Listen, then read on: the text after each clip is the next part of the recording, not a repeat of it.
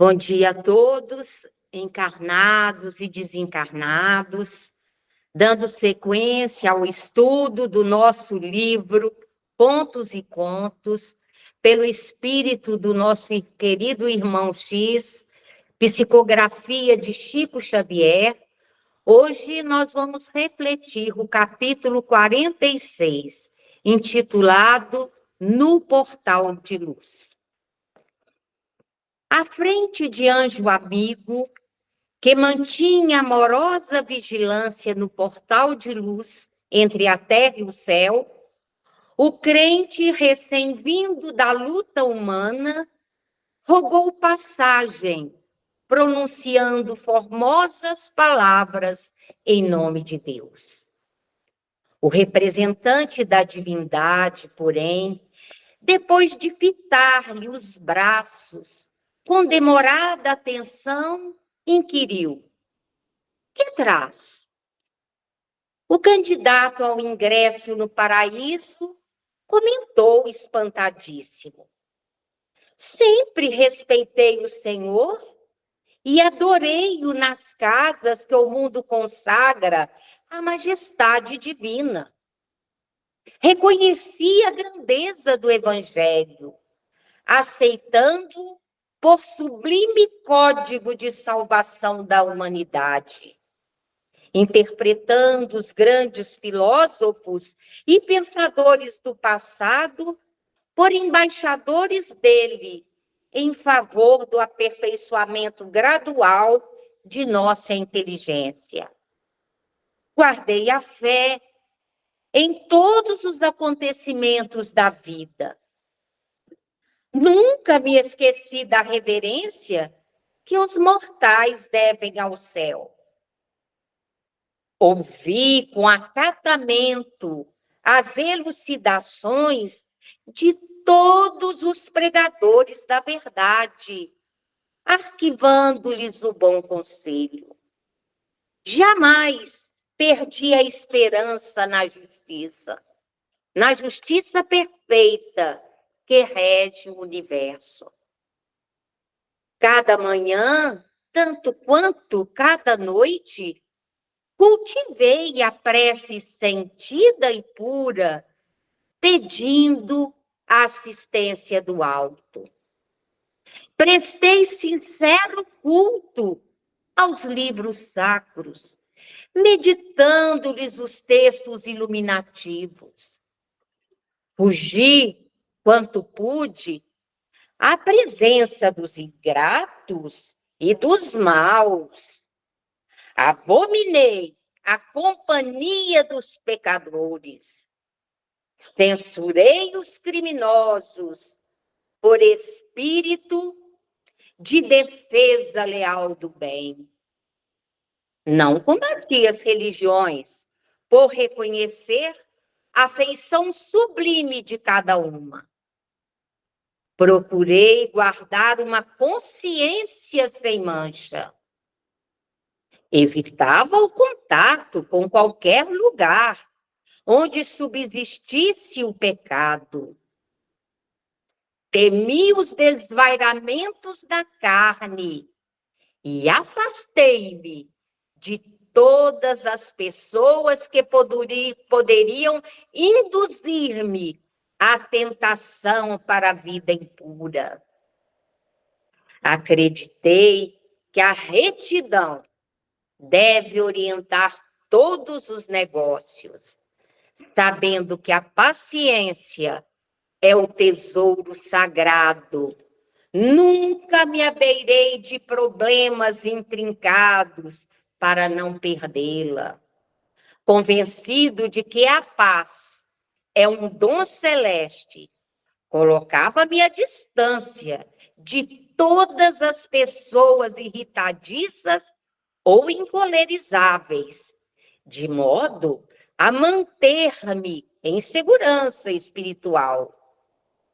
E ao fim dos meus dias terrestres, fiz de meu aposento e do meu lar o remanso confortador em deliberada fuga dos homens e dos problemas, a fim de aguardar a morte com a pureza possível. E fixando no funcionário celeste os olhos suplicantes, acentuou: tudo fiz para não ofender o Senhor. O anjo sorriu complacente e objetou com expressão fraterna: meu amigo, suas afirmativas demonstram-lhe o fino trato espiritual. A cultura, a crença e a vigilância proporcionam brilho invulgar à sua individualidade subjetiva. Entretanto, suas mãos permanecem apagadas. A passagem aqui, porém, está condicionada à irradiação de luz que cada espírito possui em maior ou menor grau dentro de si mesmo. E afagando o inteligente aspirante, concluiu o bondoso: com tanta luz interior no cérebro, que fez em sua passagem no mundo? Foi então que o crente, tão loquaz na exposição dos próprios méritos, baixou a cabeça, entrou em silêncio e começou a pensar. Que lição, hein, meus irmãos? De acordo com a lição de hoje, trazida por nosso querido Humberto de Campos, nós estamos vendo dois personagens em ação: o anjo amigo e o crente. O anjo, ele era o representante da divindade. E nesse caso, esse portal de luz é uma exemplificação do que nós poderemos encontrar entre a terra e o céu. Esse anjo era o vigilante, ele quem concedia a permissão, quer dizer, a autorização de entrada através daquele portal, somente aqueles irmãos, aqueles espíritos que trouxessem uma luz irradiada, principalmente vindo de suas mãos. O que era essa luz irradiada? Era um brilho especial, era uma luz que viria de cada um. E também o nosso crente, o recém-vindo da luta humana, ele acabara de desencarnar. Então, ele, após o seu desencarne, ele foi lá nesse portal pedir autorização para atravessá-lo, para ir para o paraíso, conforme ele pensava. Então, ele, em nome de Deus, ele relatou a sua vida, porque o anjo não viu nas suas mãos nenhuma luz. E logo esse anjo perguntou: o que é que você traz? Ele assustou, porque na sua consciência, ele fez tudo certo. Ele foi muito rigoroso com ele. É o nosso erro. Quantos também não somos como esse crente, como esse irmão recém-desencarnado? Então, o que adiantou? O anjo disse, depois de ouvir toda aquela explanação das bondades que ele fazia, dos estudos que ele fazia, das restrições que ele fazia. porque pela cabeça dele, pela sua mente, pela sua vivência, o importante era uma vida solitária, cumprindo rigorosamente aquilo que ele achava correto e fugindo ao contato com os irmãos, com os problemas, com as dificuldades. Então, vamos ver aqui o que o anjo falou. O anjo falou com ele que aquela cultura, a toda aquela crença, a vigilância e todas as restrições pessoais que lhe garantiram qualidade invulgar na sua individualidade subjetiva, não tinha fornecido a ele a luz que ele precisava ter para poder passar, para ser aceito no paraíso tão esperado, porque as suas mãos estavam apagadas. Onde as obras? Então, não adianta. A fé sem obra é morta. É morta.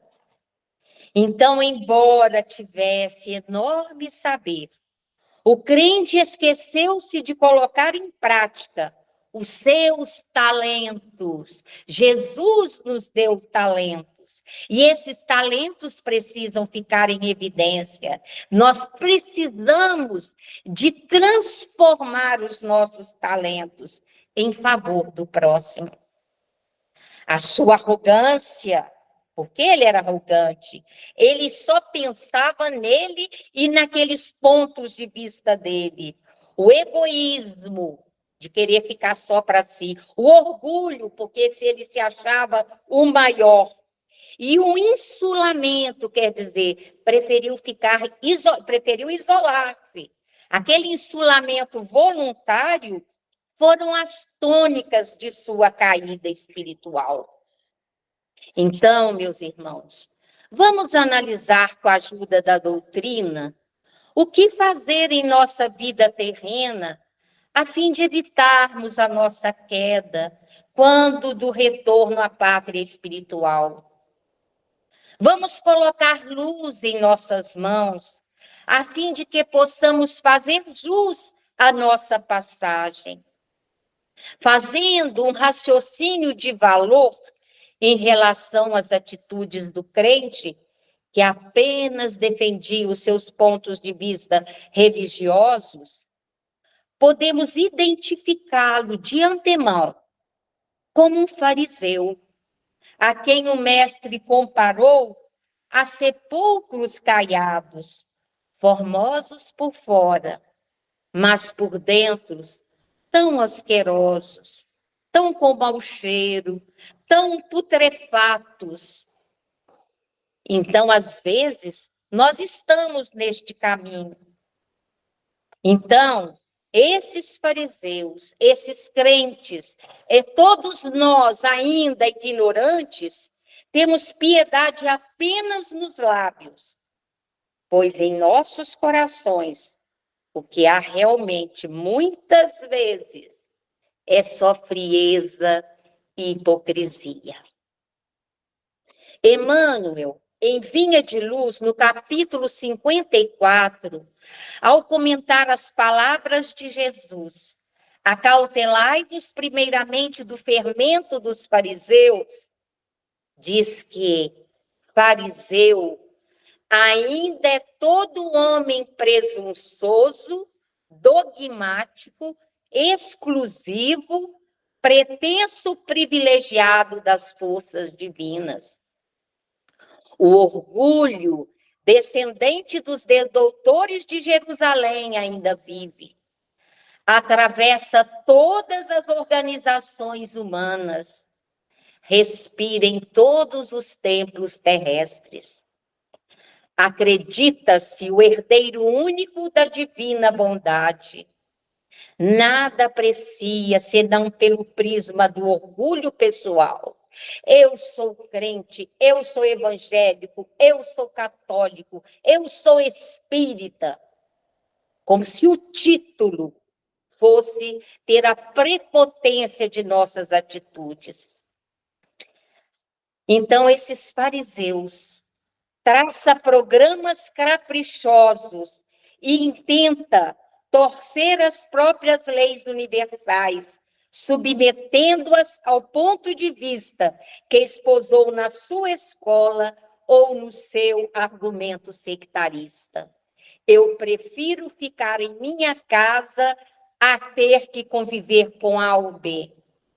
Eu não quero aquela pessoa porque ela é assim, a vida dela é assim, e começa a relacionar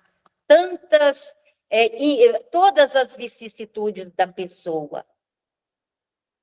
Esse crente jamais comparece ante a bênção do Senhor na condição de alguém que se converteu em instrumento de seus amorosos desígnios, mas como crente orgulhoso, cheio de propósitos individualistas. Eu estou citando crente, mas pode ser, como eu já falei, um crente, um espírito, um budista, quem for, o ser humano, declarando-se detentor de condições especiais.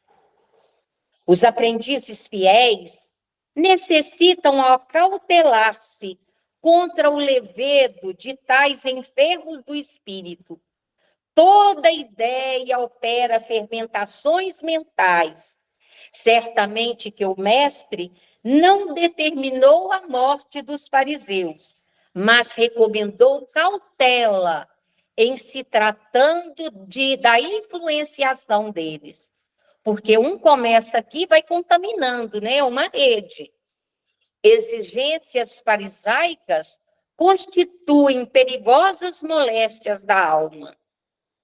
Urge auxiliar o doente e extinguir a enfermidade. Todavia, não conseguiremos a realização provocando tumultos, e sim usando a cautela na antiga recomendação de vigilância. Porque não adianta exterminar, fulano é assim, então não, é com calma, é com exemplo, para a gente ter a cautela que Jesus pediu.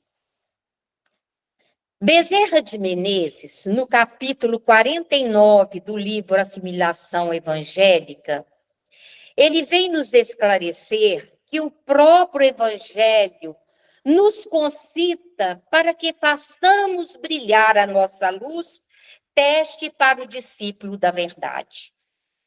A luz significa virtude, e para brilhar a luz, colocá-la ante os companheiros, necessário se faz que vivamos dia a dia as qualidades evangélicas tão preceituadas pelo Cristo. O perdão, segundo Bezerra, é uma luz. Perdoemos, que essa luz brilhará como esquecimento das faltas, na sequência e garantia dos nossos sentimentos. A fé é também uma luz que deve andar e permanecer acesa para que os outros vejam e sintam essa virtude singular, sem que o portador se sinta envaidecido por tal aquisição de verdade grandiosa. Se eu conseguir, se eu estou no caminho, que o meu exemplo sincero, sem imposição, sirva para que o irmão prossiga. Bezerra também recomenda que a esperança é luz que sustenta a coragem e a alegria do viajor da vida e deve estar cada vez mais visível em nossos caminhos. Faça-se luz, na luz da vida, que ela liberta, anima e nos faz compreender o próprio amor. Que ela não deixe de ser o sol que sustenta tudo que existe. Vê que nada fica escondido. A lei da justiça nos coloca mais visível do que pensamos. E quando estiveres fazendo alguma coisa, lembra-te de que toda a humanidade está te vendo. É a consciência descrevendo para Deus o uso que fazemos dos nossos dons, dos nossos talentos. Sejamos inteligentes, fazendo brilhar a nossa luz. Emmanuel, ao comentar as palavras de Jesus em Mateus, capítulo 5, versículo 57, ou quando Jesus diz: "Que fazeis de especial?" Emmanuel vem analisar dizendo que os espiritistas cristãos, iniciados na luz da revelação nova, todos possuem entendimento muito acima da compreensão normal dos homens encarnados. Quer dizer, a doutrina espírita vem nos alertar, tão bem codificada por Kardec, que vem trazer para nós as verdades imorredoras de todo o ensinamento do Cristo.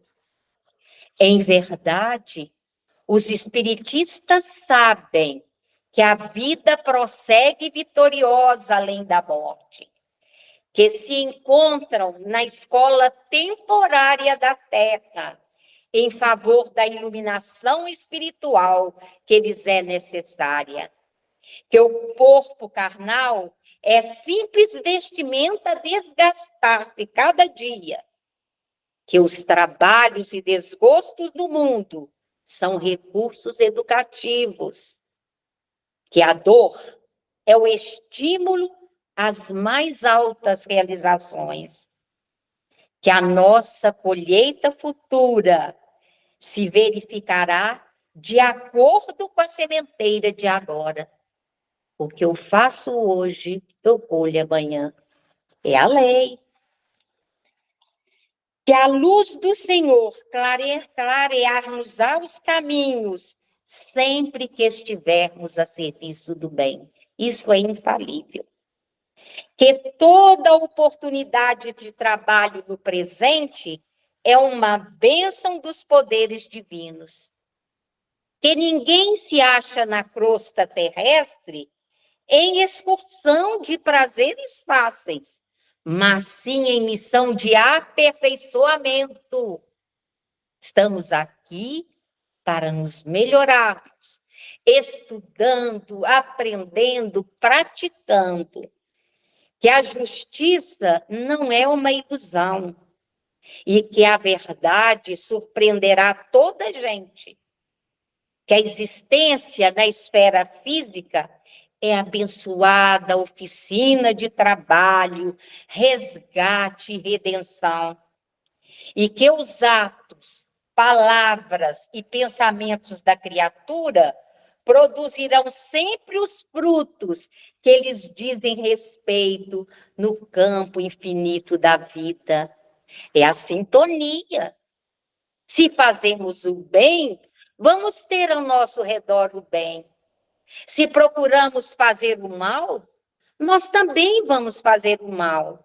O nosso exemplo serve para os nossos irmãos, encarnados e desencarnados. Nós estamos cercados, nós somos um todo orgânico, simplesmente em dimensões diferentes. Efetivamente, sabemos tudo isso. Em face disso, pois de tantos conhecimentos e informações dos planos mais altos a beneficiarem os nossos círculos felizes de trabalho espiritual, é justo ouçamos a interpretação do Divino Mestre. Que fazeis mais que os outros? Olha para vocês verem o que eu estou fazendo.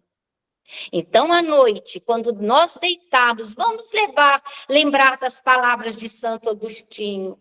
Vamos procurar fazer um exame de consciência e verificar, eu estou no caminho certo? Será que eu fiz tudo aquilo de bem que eu poderia fazer? Cada um de nós, conforme as leis que nos regem, se encontra hoje no lugar certo, com as criaturas adequadas e nas circunstâncias justas, necessárias ao trabalho que nos compete efetuar na pauta de nosso próprio merecimento. Observemos os encargos que nos honorificam a existência, como sendo, desse modo, atividades de alta significação em nosso benefício. Seja em casa, no escritório, num grupo de serviço, em qualquer atividade social, somos uma peça consciente na estrutura da vida, desfrutando a possibilidade de criar, de agir, colaborar e fazer na elevação da própria vida. A todo momento nós temos chance. E se nós já entendemos, por que postergar? Sede perfeitos, como é perfeito nosso Pai Celestial. Exortou-nos Jesus. O capítulo 17, Sede perfeitos, do Evangelho segundo o Espiritismo, trata, entre outros assuntos, dos caracteres da perfeição, da definição do homem de bem, dos bons espíritas. Trazem conselhos através das instruções dos espíritos, destacando-se que reconhece-se o verdadeiro espírita pela sua transformação moral e pelos esforços que emprega para domar as suas inclinações más. Pensemos nisso, melhorando-nos sempre. Nossos encargos, nossas possibilidades de acesso a planos superiores. Realmente, nós, os espíritos em evolução nas vias terrestres, estamos ainda muito distantes da angelitude. Entretanto, cada um de nós, onde estivermos, poderemos, desde agora, começar a ser bom. No Reformador de março de 1957, na página 69, o texto Bondade orienta que, ao apelo do Divino Mestre, recomendando-nos sede perfeitos, evitemos a indesejável resposta da aflição, da correria. Ninguém pode trair os princípios da sequência da vida que governam a natureza, e o tempo será sempre o patrimônio de vida divino, em cujas bênçãos alcançaremos as realizações que a vida espera de nós. Portanto, antes de cogitarmos da colheita, atendemos primeiro à sementeira. Ninguém se transforma de uma hora para outra. É o tempo. Ninguém pode se culpar porque está só errando. Ele vai ter a chance. O importante é estudar, entender, arrepender, recomeçar. Procurar uma nova trilha. Procurar mais proteção. Para isso, os espíritos vêm nos orientar. As obras básicas estão aí para estudarmos, para aprendermos, para participarmos de uma obra social nas casas espíritas, ou onde estivermos. Não esperemos. Não vamos antecipar a construção do teto de nossa casa espiritual no aprimoramento que nos cabe atingir. Edifiquemos primeiro os alicerces no chão de nossas possibilidades humildes, erguendo sobre eles as paredes de nossa renovação, a fim de não nos perdermos no movimento vazio. Iniciemos a perfeição de amanhã com a bondade que fizermos hoje. Ninguém é tão deserdado no mundo que não possa começar com o êxito necessário. Não procure curar o enfermo de momento para outro. Dá-lhe algumas gotas de remédio, de um remédio salutar. É com gota a gota, é com passo a passo. Não busque regenerar o delinquente a rudes golpes verbais. O irmão caído vai ganhar sermão, vai falar, vão desprezar. E não é assim. Ajuda-o de algum modo, oferecendo-lhe algumas frases de fraternidade e compreensão. Não procure estabelecer a verdade num gesto impetuoso de esclarecimento espetacular, acreditando desfazer as ilusões de muitos anos em só dia. A pessoa já está ali caída, sofrida, acostumou a viver daquela maneira. Então, inicie a obra do resgate moral, com seus pequeninos gestos de sinceridade à frente de todos. Não suponha seja possível a milagrosa transformação de alguém no caminho empedrado da crueldade ou da ignorância. Faça algo que possa servir de plantação inicial de luz no espírito que você propõe reformar, tanto você quanto o irmão. E ainda, em se tratando de nós, não julgue seja possível converter a nossa própria alma para Jesus num instante rápido. Trazemos conosco um acervo de sombras, de tantos erros, e precisamos serenidade e diligência para desintegrá-las pouco a pouco, ao preço de nossa própria submissão à lei do Senhor que nos rege os destinos. Não é fácil, mas estamos aqui, estamos em alerta, procurando orar e vigiar, que tanto Cristo pediu. Se realmente nós dispomos a aceitação do ensinamento do Divino Mestre, usemos a bondade em todos os momentos de nossa vida. Bondade para com o próximo, bondade para com os ausentes, a pessoa está ausente, evitar discriminar, falar mal, ofender. Bondade para com os nossos opositores.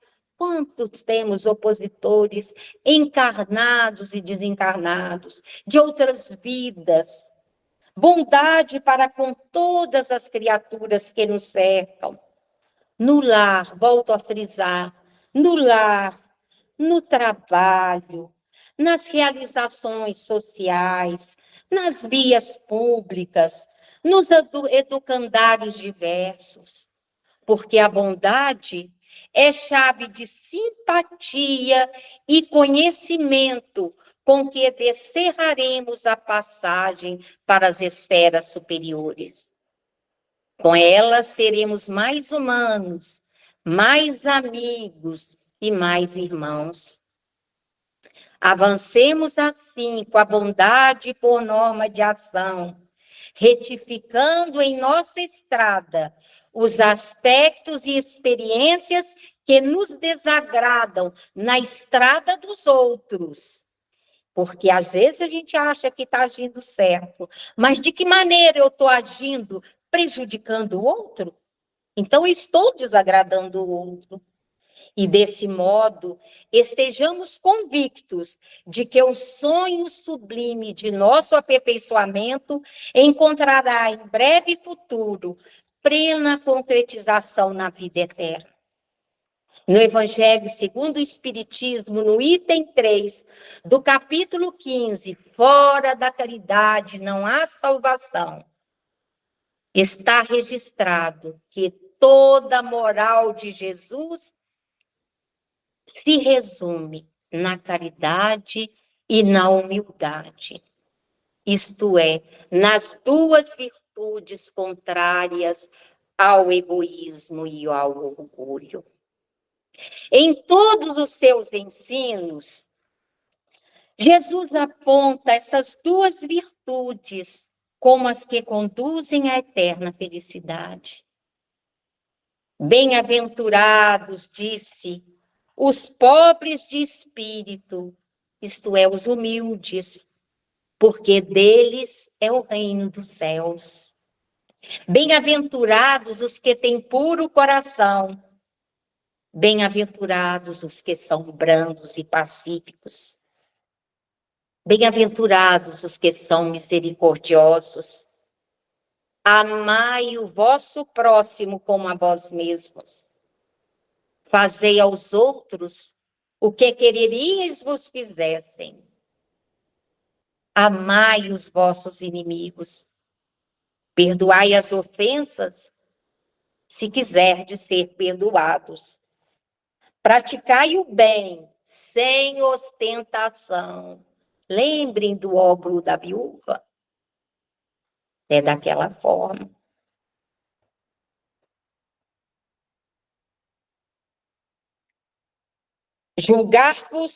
Julgai-vos a vós mesmos antes de julgar os outros. Humildade e caridade, eis o que Jesus não cessa de recomendar, e o de que ele próprio dá o exemplo.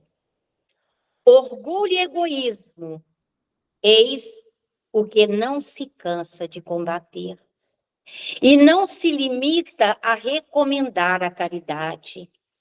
Põe-na claramente e em termos explícitos como condição absoluta da felicidade futura, porque sem caridade não há salvação. Então, pratiquemos o estabelecido na questão 886 do Livro dos Espíritos: benevolência para com todos, indulgência para as imperfeições dos outros, perdão das ofensas.